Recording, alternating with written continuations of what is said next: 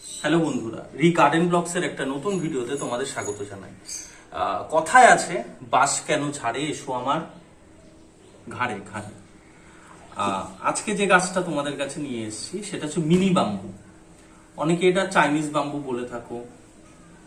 এটা হচ্ছে মানে আমাদের এশিয়া মহাদেশের অনেকগুলো দেশেই যেমন পাওয়া যায়, যেমন চায়না, থাইল্যান্ড, জাপান, খুব একটা ফেমাস গাছ।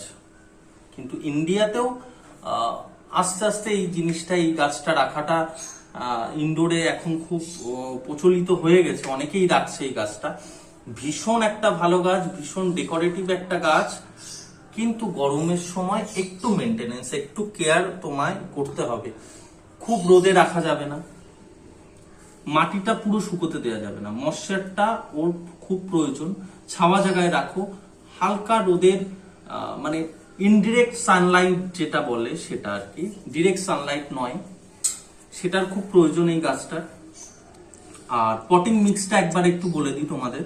পটিং মিক্সের মধ্যে আমার এখানে সিন্ডার, কোকোপিট রয়েছে। কোকোপিটটা খুব ইম্পর্টেন্ট এটার জন্য, জলটা যাতে ধরে রাখে, মশাটা যাতে রুটগুলো পায়।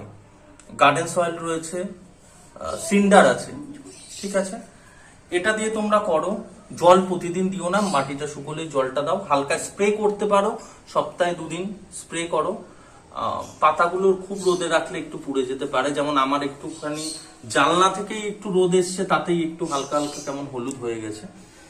বাদবাকি খুব ভালো একটা গাছ, ইনডোর প্ল্যান্ট হিসাবে তোমরা ঘরে রাখতে পারো। ওই কথাটা মাথায় রেখো না যে বাঁশ কেন ঝাড়ে, এসো আমার ঘাড়ে।